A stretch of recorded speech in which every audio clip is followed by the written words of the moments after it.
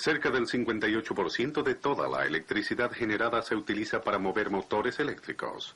Hacerlos funcionar correctamente requiere saber qué clase de mantenimiento necesitan los diferentes tipos de motores, cómo hacerlo y la manera de probar e investigar daños en motores que fallen. En este programa iniciaremos nuestro estudio de los motores de acuerdo con su construcción básica y sus características de operación. Empecemos con el hecho más importante de todos los motores eléctricos. Cualquier motor es realmente un mecanismo convertidor de energía. Transforma energía eléctrica en energía mecánica. La corriente eléctrica hace girar el eje del motor y el eje impulsa una carga mecánica y realiza el trabajo. Pero también existen diferencias entre motores. Una de las más importantes es que los motores vienen a distintos caballos de fuerza. A mayor cantidad de caballos especificados en la placa del motor, más poderoso será. Para entender el significado de potencia nominal de caballaje, primero tenemos que comprender otras cosas: torsión y trabajo. La carga impulsada por un motor puede rotar tal como un aspa de ventilador o un impulsor de bomba al mover aire o fluidos. O la carga puede moverse en línea recta como una correa transportadora o como el mecanismo que mueve la cabeza cortante en una fresadora. Pero como quiera que es movida la carga, el eje de un motor rota. La fuerza que ejerce es siempre una fuerza giratoria llamada torsión. Una fuerza en línea recta o un jalón o empujón ordinarios pueden medirse en libras o newtons. Pero torsión se mide de modo diferente. Tomemos el caso de un motor que acciona un winche. Para izar este peso de 50 libras, el winche deberá alar con una fuerza en línea recta de 50 libras. ¿Pero cuánta torsión tendrá que producir el motor? Eso depende del radio del tambor del winche. La torsión que produce un motor se mide multiplicando la cantidad de fuerza que realizará por la distancia entre el centro del eje y el punto donde se aplica la fuerza. En este caso, el borde del winche. Si el tambor del winche es de 3 pies de diámetro, su radio es de 1.5 pies. Por tanto, el motor deberá ejecutar 75 libras-pie de torsión para levantar el peso. ¿Qué sucede si se aumenta la carga a 100 libras? Un motor siempre responderá a un cambio en la carga produciendo la cantidad de torsión demandada. El motor entonces tendrá que realizar 150 libras-pie de torsión. Si las demandas de torsión están dentro de sus capacidades, moverá la carga. Ahora observemos la carga que un motor está impulsando. Un motor realiza trabajo cuando aplica fuerza para mover algo a través de una distancia. Así es como se define trabajo mecánico. La fuerza en libras, newtons u otra unidad, por la distancia en pies, pulgadas o metros que la fuerza mueve algo. Si un motor realiza torsión de manera que jala con 50 libras, y este jalón mueve la carga 10 pies, el motor ha hecho 10 por 50 o 500 libras-pie de trabajo.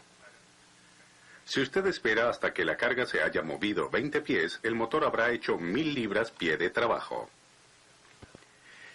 Tenga cuidado de no confundir torsión y trabajo. Torsión es una fuerza giratoria que produce una cierta fuerza de empuje o de arrastre a una cierta distancia del centro del eje del motor. Trabajo es la fuerza por la distancia que una fuerza dada mueve algo. Ahora, cuando usted observa la placa de un motor, no verá nada acerca del trabajo que puede realizar o de la torsión que ejerce. Pero sí verá la potencia nominal de caballaje o HP. Potencia es el promedio de hacer un trabajo o cuán rápido se ejecuta. Cualquier motor, no importa cuán pequeño sea, realizará una cantidad de trabajo. Pero mientras más poderoso es, más rápido lo hará. Para producir un caballo de fuerza, un motor debe ejecutar 550 libras-pie de trabajo en un segundo o 33.000 libras-pie de trabajo por minuto. Potencia está relacionada con ambas, la velocidad del eje y la torsión. A mayor torsión que realice un motor, mayor la carga que moverá. Mientras más rápido gire el eje, más rápido se moverá una carga en particular. Esta simple fórmula relaciona torsión en libras-pie y la velocidad del motor en revoluciones por minuto con los caballos de fuerza. Si un motor está girando a 1750 revoluciones por minuto, por ejemplo, debe realizar 3 libras-pie de torsión para producir un caballo de fuerza. También producirá 1 caballo de fuerza si ejecuta 5 libras-pie de torsión y funciona a 1050 revoluciones por minuto. Bien, ahora vamos a mirar dentro de un motor y ver cómo produce torsión y caballos de fuerza. Mecánicamente, todos los motores eléctricos tienen solo 2 partes principales. Una de ellas gira. Incluye un eje y un rotor. Un cojinete sostiene al eje en cada punta. La otra parte es fija. Esta incluye el estator, el armazón y las placas laterales que sostienen los cojinetes. Ahora bien, tanto el rotor como el estator son esencialmente imanes. Y esa es realmente la clave de cómo trabaja un motor. No sabemos exactamente por qué imanes se comportan como tal, pero todos tienen un polo norte y un polo sur producidos por una fuerza magnética o campo llamado flujo magnético. El flujo magnético pasa a través del imán y lo rodea. Cuando usted coloca 2 imanes de manera que sus polos norte y sus polos sur estén juntos, el flujo magnético de los imanes produce una fuerza de repulsión. Los polos semejantes se repelen.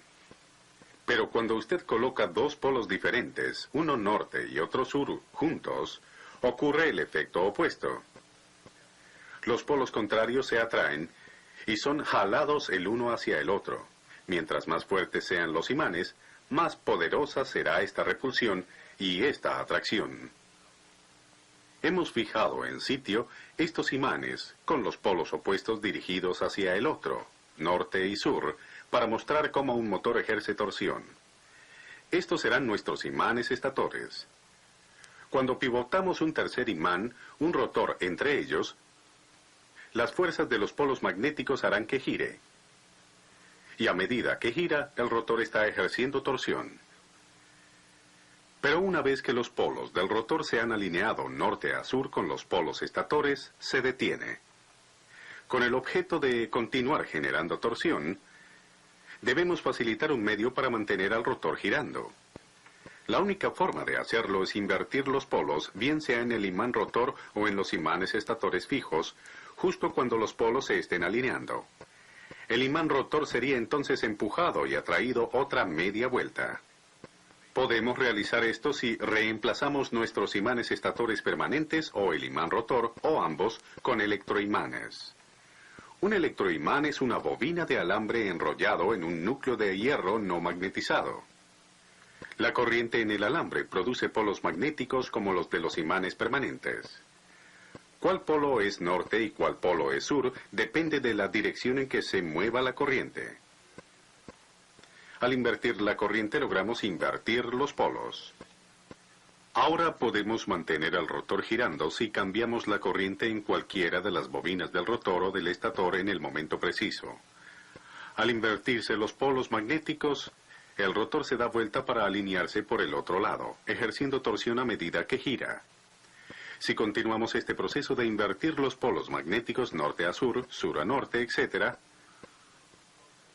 el rotor continuará girando en círculo y ejercerá una torsión continua. Todos los motores utilizan electroimanes, sea para el rotor, el estator o ambos. Estos electroimanes son muy variados en cuanto al calibre del alambre y al número de vueltas. En un motor DC, la corriente en las bobinas del rotor es invertida por la acción cambiante de escobillas deslizantes en un conmutador. La segunda de estas lecciones se trata específicamente de los motores DC. En un motor AC, corriente alterna es aplicada a las bobinas del estator, haciendo que los polos estatores se inviertan automáticamente. Estudiaremos los motores AC tanto monofásicos como trifásicos en la lección 3. Ahora veamos cómo está hecho un motor y por qué. La mayoría de motores son pesados, pues tienen una gran cantidad de metal pesado, por lo general acero y cobre. El cobre en la mayoría de motores se halla en forma de bobinas de alambre llamados devanados. Conducen la corriente que crea los polos magnéticos. En la mayoría de los devanados, la resistencia se mantiene tan baja como sea posible porque la corriente que pasa a través de la resistencia produce calor y, como veremos, el calor es el principal destructor de los motores. Puesto que el acero conduce el flujo magnético mucho mejor que el aire y permite establecer fuerzas magnéticas más poderosas, usted encontrará gran cantidad de acero en un motor. Los motores se construyen para que prácticamente todo el flujo sea conducido por acero. Casi todo el armazón y la carcasa del motor forman parte del campo magnético del estator. El único sitio donde el flujo debe cruzar por el aire es el espacio entre el rotor y el estator. Puesto que este espacio es un gran obstáculo, se conserva tan estrecho como sea posible. Otra razón por la que exista tanto acero en un motor es que el espacio de aire entre el estator y el rotor debe ser precisamente mantenido para que el rotor no frote sobre el estator. El armazón tiene que ser fuerte porque los devanados dentro de un motor están sujetos a fuerzas elevadas. Las fuerzas magnéticas en los devanados de ambos, el estator y el rotor, pueden de hecho forzarlos fuera de posición. Por eso los devanados son atados firmemente para prevenir cualquier movimiento que pudiera rozar a través del aislamiento. Los devanados del rotor también están sometidos a fuerzas centrífugas y usualmente son fijados para impedir que salgan volando de sus ranuras. Bien, hemos visto cómo está hecho un motor de modo que la corriente produzca campos magnéticos y cómo los campos magnéticos producen torsión y caballos de fuerza. Ahora veamos más de cerca las características generales de operación de motores y cómo se comportan bajo diferentes condiciones de carga y velocidad. Empezaremos con un motor que funciona sin carga. El eje está girando libremente a velocidad plena o máxima, por lo general algo más rápido que la velocidad estampada en la placa del motor. Como pueden ver, incluso un motor descargado consume cierta corriente. La razón es que el motor debe vencer la fricción de los cojinetes y la resistencia del viento que producen el rotor y el ventilador. Ahora, la mayoría de motores irán más despacio cuando se les aplica una carga. Mientras mayor sea la carga, menor será la velocidad y mayores serán la corriente y la torsión. Esta relación básica entre carga, velocidad, corriente y torsión es importante recordarla, especialmente al investigar averías en motores. Lo veremos aplicado frecuentemente en próximas lecciones. Aquí tenemos una gráfica de lo que hemos visto. Se llama una curva de torsión-velocidad. Note cómo la torsión de carga es cero a la velocidad máxima o sin carga del motor. Al cargarse el motor, la velocidad cae y la torsión aumenta para satisfacer las demandas de la carga. Pero hay un límite, por supuesto. Un motor de cierto tamaño tan solo puede realizar una cierta torsión. Si una carga exige más que la máxima capacidad de torsión del motor, éste se parará. Al aproximarse el motor a la parada, la corriente se eleva rápidamente porque el motor está tratando de aportar la torsión requerida. Al funcionar con cargas pesadas a bajas velocidades, los motores generalmente disparan sus disyuntores de sobrecarga rápidamente. Aún así, hacer funcionar un motor bajo condiciones de alta corriente lo fundirán muy pronto.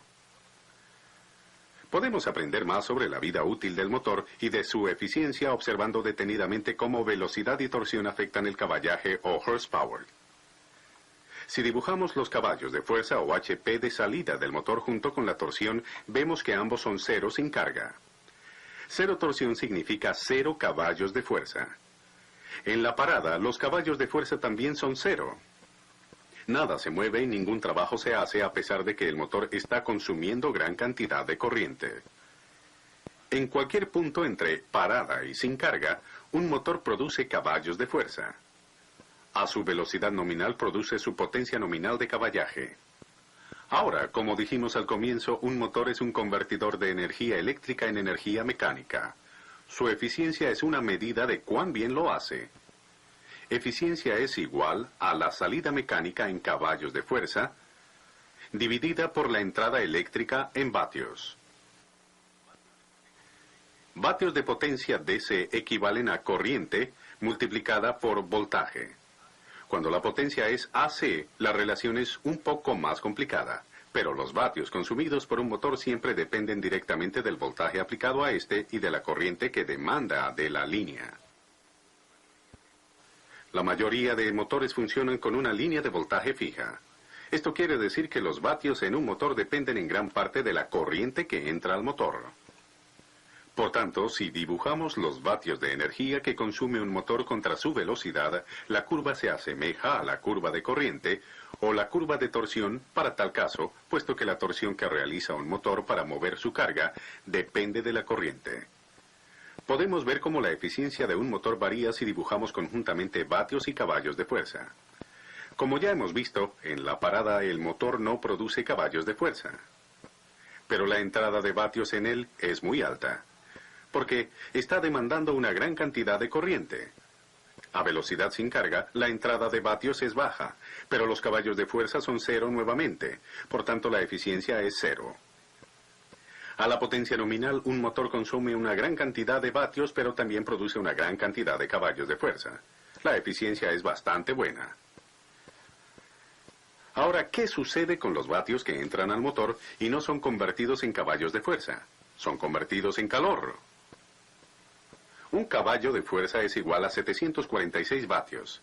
Así, un motor perfectamente eficiente producirá un caballo de fuerza por cada 746 vatios de energía consumida. En la práctica, puesto que los motores no son perfectamente eficientes, siempre se necesitan más de 746 vatios para producir un caballo de fuerza. Los vatios extras calientan el motor.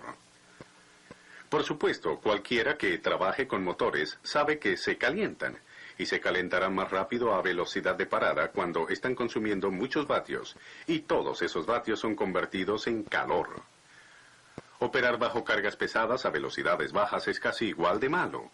A máxima potencia, la eficiencia es alta, pero la diferencia entre los vatios consumidos y los caballos producidos es aún grande, y un motor se calentará si funciona bajo estas condiciones por largo tiempo.